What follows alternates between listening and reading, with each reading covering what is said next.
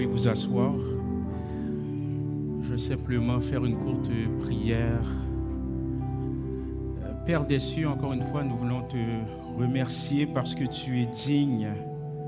Tu règnes dans notre vie. Nous réclamons ton règne dans notre vie. Et par la puissance de ton règne, détruis tout ce qui veut prendre la place par rapport à ton règne. L'heure est venue d'apprendre de ta parole. Nous brisons tout esprit de distraction au nom de Jésus. Que ta parole nous transforme, nous vivifie, nous protège, nous rendre justice dans le nom de Jésus. Acclame le Seigneur si tu crois que Dieu règne dans ta vie au nom de Jésus. Acclame, acclame. Tu peux faire mieux que ça. Acclame le Seigneur dans le nom de Jésus.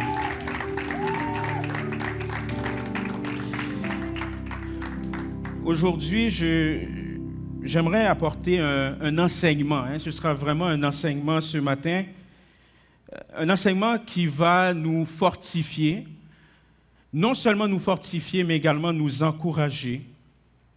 Et c'est un enseignement aussi qui va clarifier notre appel. C'est un enseignement qui va clarifier notre appel. Donc aujourd'hui, nous allons savourer un passage biblique comme un repas spirituel nourrissant. Gloire à Dieu. J'aimerais commencer par l'histoire d'Esther. J'aimerais vous dire que l'histoire d'Esther n'est pas un conte. Ce n'est pas une fable, c'est un fait historique. Mais derrière cette histoire, parce que c'est quelque chose qui est réellement arrivé par ailleurs, derrière cette histoire, il faut le voir aussi comme un miroir tendu à notre génération. Okay? C'est un miroir, vous allez le voir. Donc aujourd'hui, c'est vraiment un enseignement. Et je vais lire pour vous Esther chapitre 4. Vous allez tourner avec moi dans Esther, chapitre 4, les versets 14 à 16. Par respect pour la parole de Dieu, vous allez vous tenir debout, bien entendu, si la santé vous le permet. Donc, je vais lire pour vous Esther, chapitre 4, les versets 14 à 16. Vous allez constater que c'est un moment charnière dans la vie d'une femme ordinaire qui est appelé à un destin extraordinaire. Je lis pour vous. Car si tu te tais maintenant, le secours et la délivrance surgiront d'autre part pour les Juifs, et toi et la maison de ton père, vous périrez.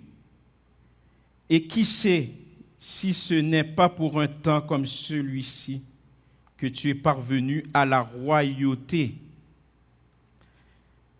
Verset 15. Esther envoya dire à Mardoché, « Va, rassemble tous les Juifs qui se trouvent à Suse, et jeûnez pour moi, sans manger, ni boire pendant 3 jours, ni la nuit, ni le jour.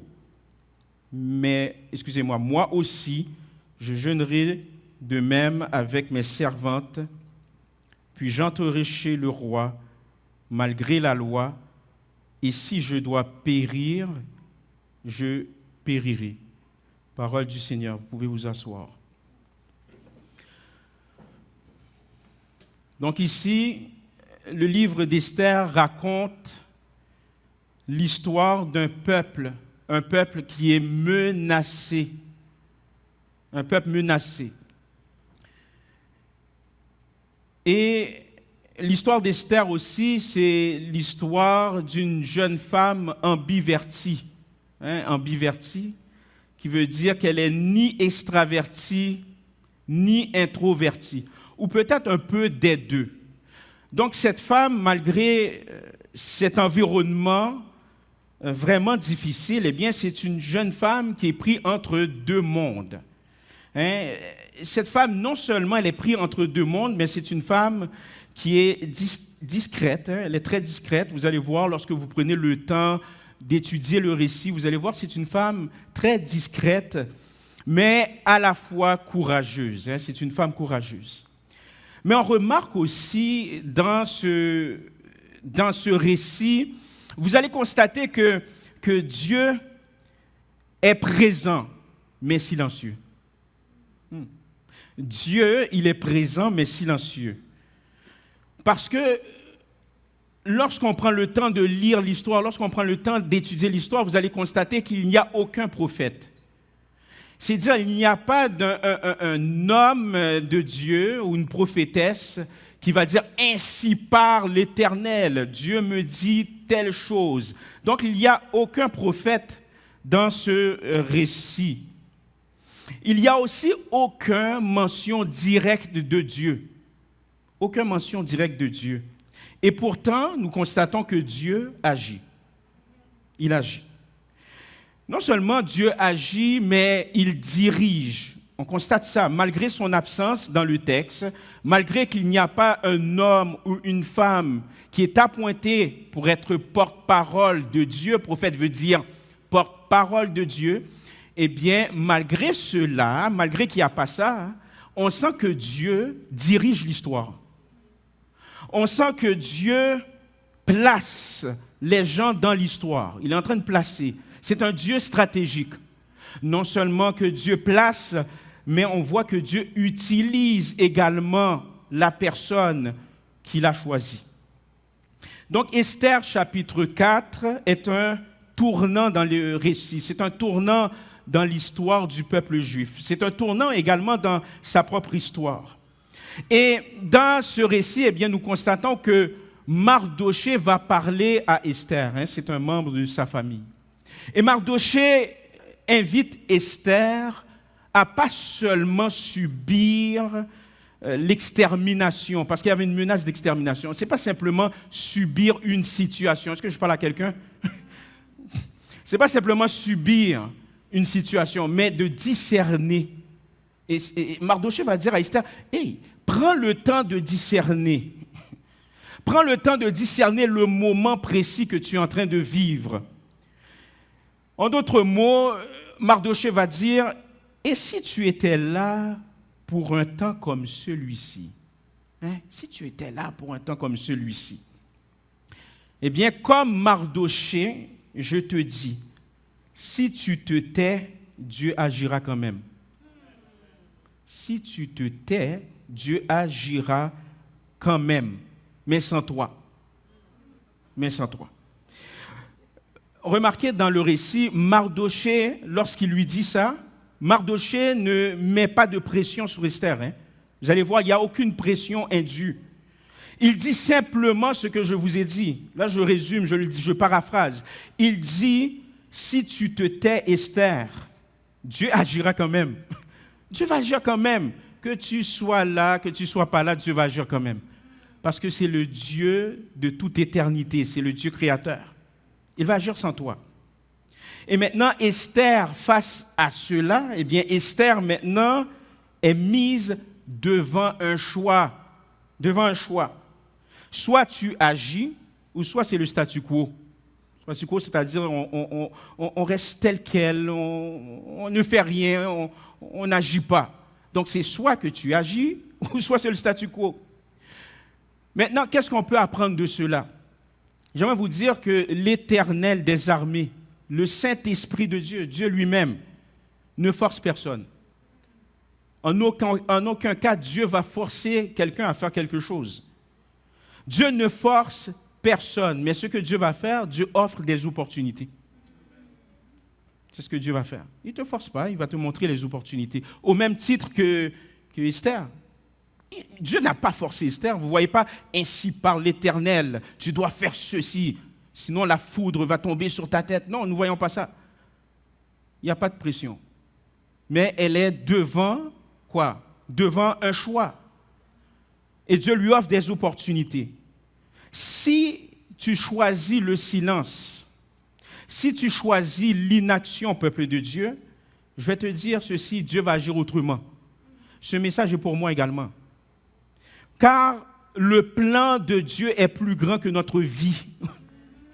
Le plan de Dieu ne se résume pas à notre petite vie. Le plan de Dieu transcende notre vie. C'est plus grand que notre vie. Son plan ne s'arrête pas à notre confort. Non. Vous allez me dire, je comprends, pasteur, mais en même temps, je suis un être brisé. OK? Il y a des gens qui vont le dire.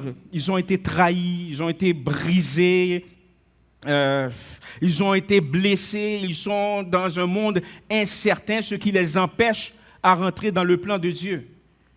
Mais rappelle-toi de ceci. J'aimerais te parler d'une petite histoire vraie qu'on appelle le Kintsugi.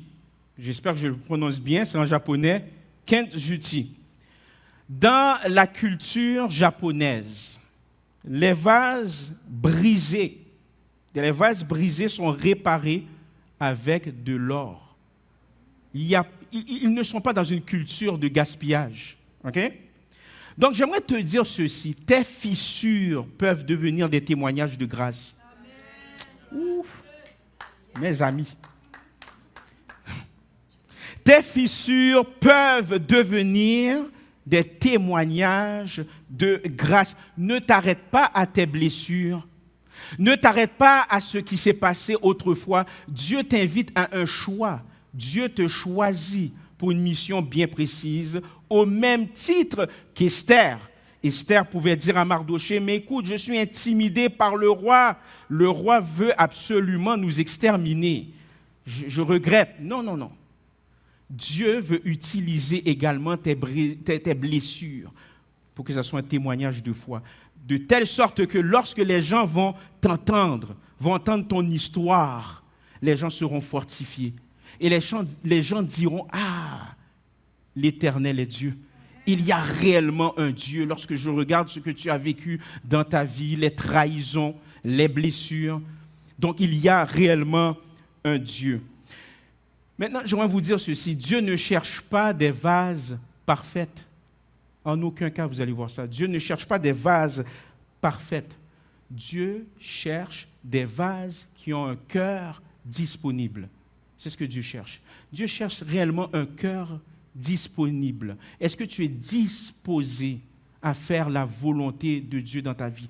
Est-ce que tu es disposé à rentrer dans l'appel que Dieu a placé sur ta vie? Probablement, vous allez me dire, mais je n'ai pas discerné réellement mon appel. Ne t'en fais pas. Fais simplement un pas de foi et demande au Seigneur, Seigneur, quel est ton appel dans ma vie? Tout simplement. Donc Dieu ne cherche pas des vases parfaits. C'est des vases brisés, mais qui a été réparé. Vous voyez le vase japonais, hein, vous voyez de l'or. Mais dans le vase spirituel, notre vie, eh bien, ce n'est pas l'or qui nous répare, mais c'est le sang de Jésus qui nous répare. C'est le sang qui ramasse les morceaux ensemble. Et maintenant, tu deviens une belle créature. Tu deviens un outil pour sa gloire. Il cherche des cœurs disponibles. Maintenant, j'aimerais te dire que si tu es là, c'est pour un temps comme celui-ci. Oh, je répète pour les besoins de la cause, là. Si tu es là, c'est pour des besoins, ou pour un temps plutôt, comme celui-ci. Vous allez remarquer dans le récit, je vous invite à lire ce récit, c'est vraiment une belle histoire, là, une histoire vraie. Esther n'a jamais demandé à être reine. Jamais, jamais, jamais, jamais. Esther n'a jamais cherché à être positionnée. Amen, quelqu'un. Jamais, jamais, jamais, jamais. Mais malgré ça, elle n'a jamais, malgré ça, là, malgré l'opportunité, elle n'a jamais imaginé être utilisée ainsi. J'aimerais te dire que Dieu orchestre les positions. Tu n'as pas besoin de t'évertuer, de te battre dans ton travail pour être positionné. Fais ce que tu as à faire, sois fidèle dans ton travail, Dieu va te positionner. Au nom de Jésus. Tu n'as pas besoin de te battre pour avoir quelqu'un. Il faut absolument que j'ai quelqu'un dans ma vie. Oui, il faut que tu fraternises. Okay? C'est important de fraterniser, c'est important de sortir. Moi, ça me fait rire des gens, là, des célibataires qui disent « Oh non, moi, je fais juste des 40 jours de prière et l'homme de Dieu ou la femme de Dieu va descendre. » OK. Non, il faut sortir aussi, il faut fraterniser. Mais c'est qu'est-ce que j'essaie de dire? Tu n'as pas besoin de mettre un masque, te battre pour avoir quelqu'un. Dieu va t'envoyer la personne. Amen. Au nom de Jésus, Dieu va t'envoyer la personne. Pourquoi? Parce que Dieu orchestre les situations. Dieu orchestre les positions. Dieu orchestre également les lieux. Dieu orchestre aussi les moments. Est-ce que tu le crois? J'aimerais te dire ceci, ta présence ici, aujourd'hui, là où tu es, là, n'est pas un accident. Ce n'est pas un accident. Si tu as dit oui au Seigneur Jésus-Christ, comme nous l'avions chanté tantôt, Dieu règne dans ma vie. Si Dieu règne dans ta vie, ce n'est pas un accident que tu es ici. Ce n'est pas un accident. Ce n'est pas un accident si tu es dans ton lieu de travail également, malgré la dureté de ton lieu de travail. Pour d'autres, ça va très bien. Ce n'est pas un accident. Pourquoi? Parce que Dieu te positionne pour impacter la société. Dieu te positionne pour impacter ton entourage. Dieu te positionne pour impacter ton église. Ce n'est pas uniquement les couples pastoraux qui impactent l'église, c'est l'ensemble de l'église. C'est le corps de Christ. Donc, si tu es ici, ne pense pas que c'est par hasard. C'est parce que Dieu veut t'utiliser pour te positionner, pour faire avancer son royaume à la gloire de Dieu. Il veut que tu aies un impact. Malgré, même dans le milieu de travail, malgré que tu es dans un environnement hostile, Dieu t'a positionné dans ce travail. Dieu t'a positionné dans ce travail. Pourquoi? Parce que Dieu veut te rendre influent. Il veut te rendre influent, mais pour sa gloire, de sorte que lorsque tu es influent, les gens diront « Waouh, comment se fait-il que tu es influent? Comment se fait-il que tu as cette intelligence? Comment se fait-il que tu as cette sagesse? » Tu n'auras guère le choix de dire « C'est grâce à Dieu. » Oh, tu vas dire « C'est Dieu. » Et ça ouvre une porte maintenant pour témoigner. Ça ouvre une porte pour partager l'évangile, la bonne nouvelle de Jésus. J'aimerais aussi te dire, au même titre d'Esther, vous voyez comment Esther est rentrée dans la royauté? Tu rentres aussi dans la royauté. Jésus, c'est le roi des... qui règne dans ta vie. Tu es quoi? Une reine, un roi. Qu'est-ce que ça veut dire? Voici la révélation. Ta vie a une intention divine. S'il y a des gens qui t'ont rejeté, qui ont dit que tu n'étais rien, c'est un mensonge du diable. Ta vie est une intention divine. Oui, je comprends. Tu as traversé certaines choses, mais les choses que tu as traversées, c'est pour être préparé pour un temps comme celui-ci. Les combats là, que tu as vécus, c'est pour un temps comme celui-ci. Le rejet que tu as vécu, c'est pour un temps comme celui-ci. Tout simplement. Donc, ta vie est une intention divine. J'aimerais te dire ceci. Le silence de Dieu n'est pas son absence. Le silence de Dieu n'est pas son absence. Ça ne veut pas dire parce que tu n'entends pas Dieu que Dieu n'est pas là. Je vous ai dit d'entrée de jeu, au début de mon enseignement, qu'il n'y avait pas de mention de Dieu. Vous allez voir que tout au long du livre, Dieu semble, j'ai bien dit semble, être absent. On dirait que ce n'est même pas un livre biblique lorsque vous lisez le livre. Vous allez voir là. Pour ceux et celles qui l'ont déjà lu, on ne dirait pas un livre spirituel. On ne dirait pas un livre biblique. Du tout. On dirait un livre historique, tout simplement. Et vous savez, si vous pensez ainsi lorsque vous lisez le récit d'Esther, j'aimerais vous dire ceci, c'est normal. Hein?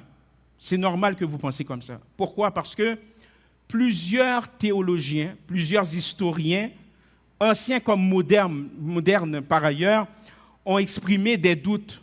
Ils ont exprimé des doutes ou des réserves à propos du livre d'Esther. Okay? Pourquoi? Parce que le nom Yahweh, le nom du Dieu créateur, le nom de l'Éternel n'apparaît jamais. Il n'apparaît jamais dans le livre d'Esther. Il n'y a aucune prière explicite. Vous allez lire que Esther a mandaté un jeûne, mais vous n'allez pas voir une prière là. Bon, voici, il n'y a pas de prière explicite Je vous ai dit aussi qu'il n'y a pas de porte-parole de Dieu, de prophète. Il n'y a aussi aucune vision. Comparativement à d'autres récits, d'autres livres, où vous voyez des serviteurs ou des servantes de Dieu qui ont des visions. Ici, il n'y a pas de vision, là. Il n'y a pas de vision. Il n'y a aucune mention directe d'un culte où les gens se rassemblent et puis vont prier ensemble, vont adorer ensemble. Et je dirais même plus qu'il n'y a même pas de référence à la loi mosaïque. Donc, plusieurs des personnes qui ont émis des réserves par rapport à ce livre ont dit que, bon, ce livre-là est plutôt un livre historique. D'autres ont dit que c'est un livre nationaliste juif. C'est ce qu'ils vont dire. Et non un livre spirituel.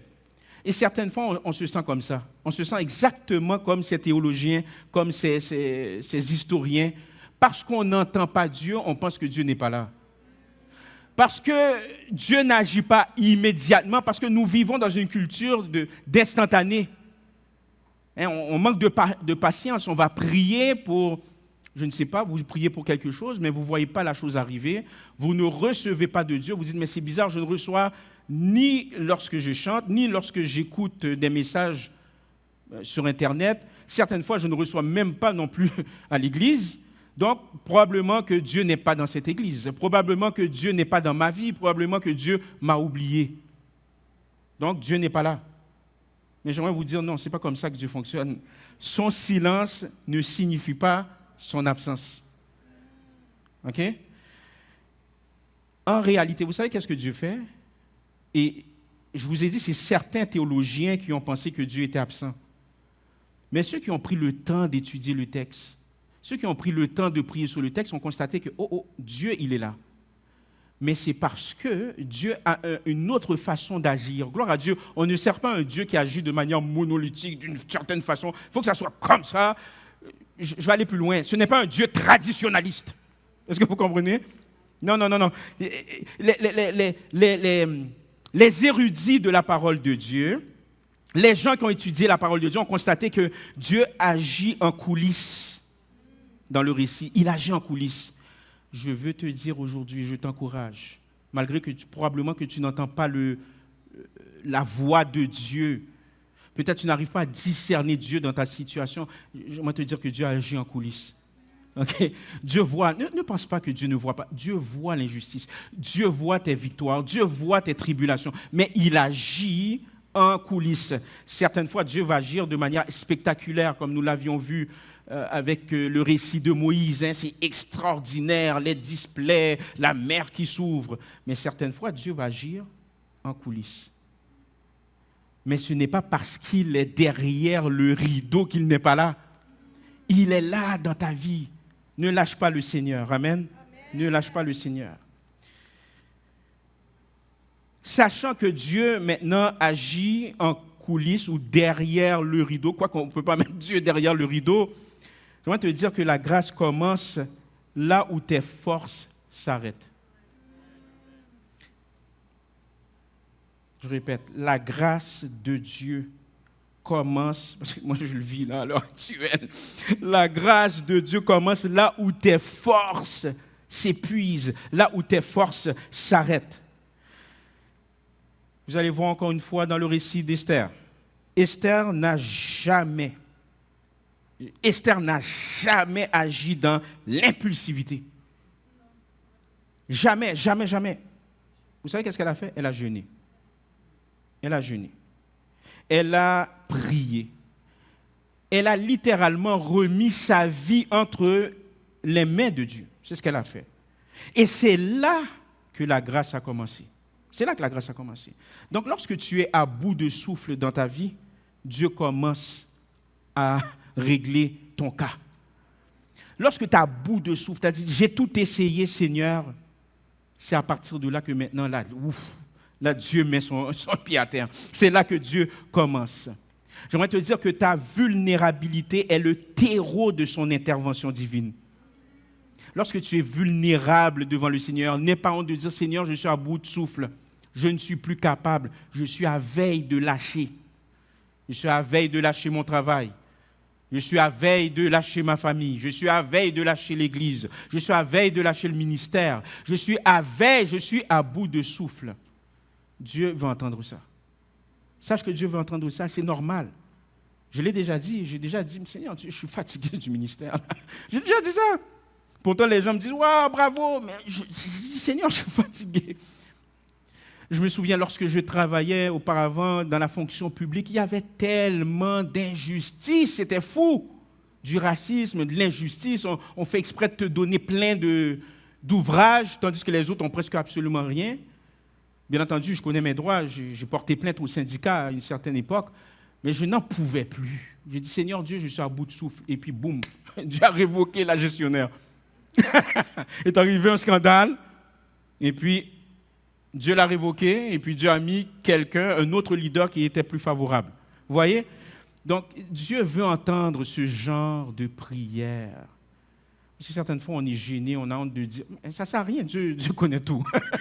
Dieu, il connaît tout, il est omniprésent, il est omniscient, il connaît tout. Sois honnête devant Dieu et sache que ta vulnérabilité ouvre la porte à la délivrance. Amen. Donc, tu n'as pas besoin de chercher une force extérieure, tu as simplement besoin d'être dépendant de lui. Je sais que ce n'est pas populaire, mais c'est la vérité. Esther n'est pas allée chercher une force extérieure. Esther n'a pas appelé ses servantes pour dire vous allez faire du bruit, vous allez faire un scandale, etc. Non.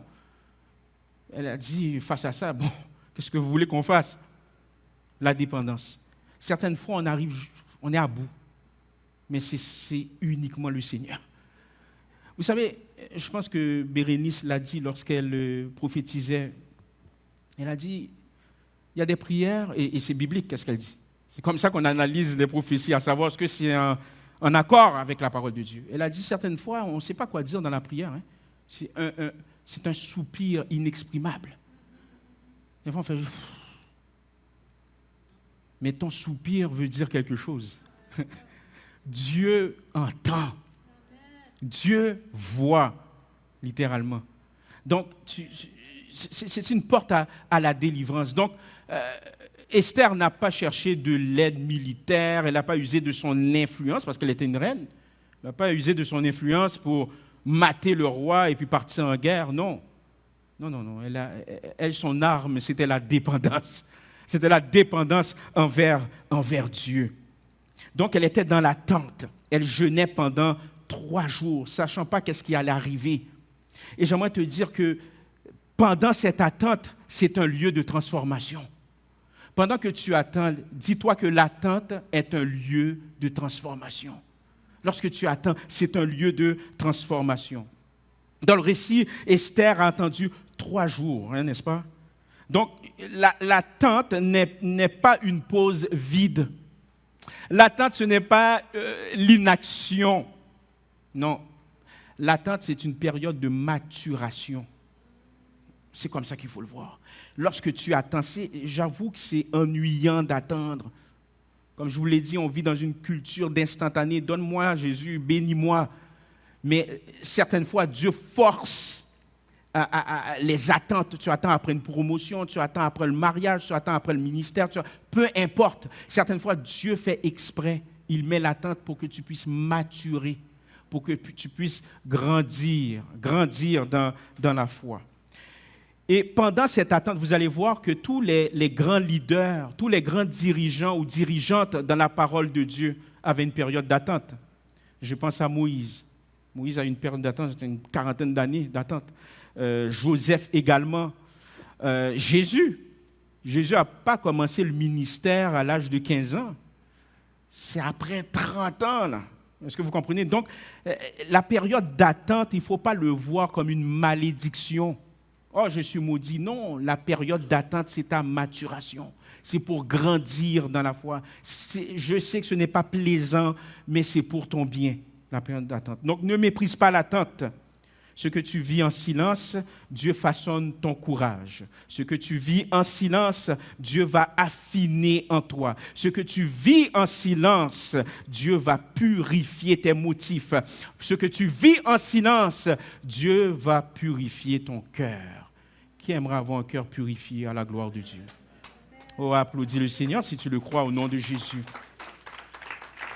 Au nom de Jésus. Saisis cette révélation. au nom de Jésus, saisis. L'attente n'est pas une malédiction. L'attente, c'est pour que tu puisses maturer, spirituellement parlant, au nom de Jésus. Et je termine là-dessus. Esther a dit, si je dois mourir, eh bien, je vais mourir. Il ne faut pas voir ça comme du fatalisme. Oh, ben bon, on ne peut absolument rien faire. Il n'y a pas de solution. Ce n'est pas comme ça qu'il faut le voir. Au contraire, c'est du courage qui est né de la foi.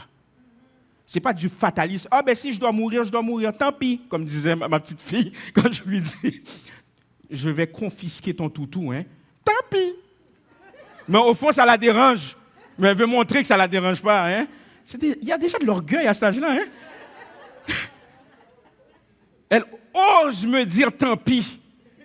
Mais je le vois dans son regard que ça la dérange. Donc là, j'allonge la punition. Donc, ce n'est pas comme ça qu'il faut le voir. Esther n'a pas dit tant pis, avec une voix tremblante. Non. C'est un courage qui est né de la foi. Ça veut dire Dieu règne dans ma vie, peu importe ce qui arrive. Le roi peut faire ce qu'il veut. Dieu règne dans ma vie. Je sais que ma vie ne s'arrête pas là. Je vais moi te dire que Dieu ne cherche pas des héros téméraires là. Il faut que je sois courageux, il faut que j'essaie de passer à travers. Non. Dieu cherche des cœurs prêts à obéir. C'est ça que Dieu cherche, des cœurs prêts à obéir, malgré le risque. Malgré le risque. Donc ce que tu choisis aujourd'hui peut sauver une vie. Ce que tu choisis aujourd'hui peut aider quelqu'un. Ce que tu choisis aujourd'hui peut bénir quelqu'un. Tu es appelé à bénir, tu es appelé à être une bénédiction dans ton entourage, malgré l'attente, malgré les déboires, malgré l'injustice. Tu es appelé à bénir ton entourage au nom de Jésus. Et en terminant, oui, c'est vrai, Esther a pris une décision courageuse.